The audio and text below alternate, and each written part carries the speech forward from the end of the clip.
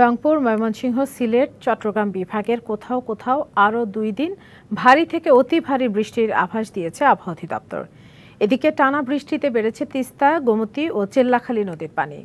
খুলে রাখা হয়েছে তিস্তা ব্যারাজের 44টি জলকপাটের সবগুলো। বন্যার আশঙ্কা করছেন সেখানকার বাসিন্দারা।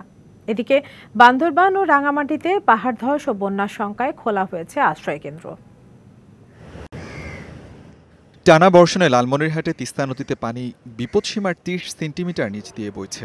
এতে ব্যারাজের 44টি জলকপাটের সবগুলো খুলে রাখা হয়েছে। তবে আপাতত কয়েকদিন বন্যার কোনো আশঙ্কা নেই বলে জানিয়েছে প্রশাসন। গেল বুধবার থেকে টানা বৃষ্টিও পাহাড়ি ঢলে শেরপুরের চেল্লাখালী, মহারশী, সোমেশ্বরী, ভোগাই নদীর পানি বেড়েছে। এতে বন্যার আশঙ্কা করছেন স্থানীয়রা। তবে পরিস্থিতি মোকাবেলায় প্রস্তুত আছে স্থানীয় প্রশাসন। ভারী বৃষ্টির প্রভাবে কুমিল্লার কিছু এলাকা থেকে পানি নেমে গেলেও ভিক্টোরিয়া সরকারি কলেজে জলাবদ্ধতা আছে। তবে কমতে শুরু করেছে গোমতী নদীর পানি। ঝালকাঠির সুগন্ধা ও বিষখালী নদীর পানি কমলেও ফসলের ক্ষেত ও মাছের ঘের তলিয়ে আছে। ভারী বর্ষণে নিম্নাঞ্চলের শতাধিক গ্রাম প্লাবিত হয়েছে।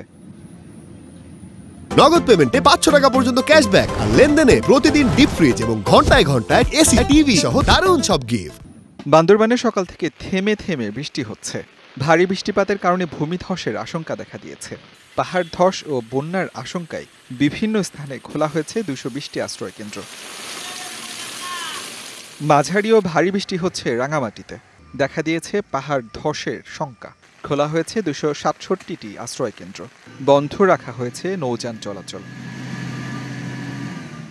আবহাওয়া অফিস বলছে, রংপুর, ময়মনসিংহ, সিলেট, চট্টগ্রাম বিভাগে বৃষ্টি ঝরবে আরও 2 দিন। যেহেতু মৌসুমী বায়ু সক্রিয় আছে, এই মৌসুমী বায়ু সক্রিয় হওয়ার কারণে গতকালকে সক্রিয় হয়েছে।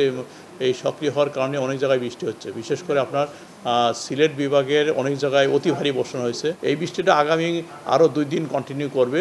তারপরে মৌসুমী বায়ু কিছুটা হলেও সক্রিয়তা কমে যাবে। পার্বত্য অঞ্চলে ভূমিধস হতে পারে বলেও সতর্ক করেছে আবহাওয়া অধিদপ্তর। আসিফ খান, ডিবিসি নিউজ।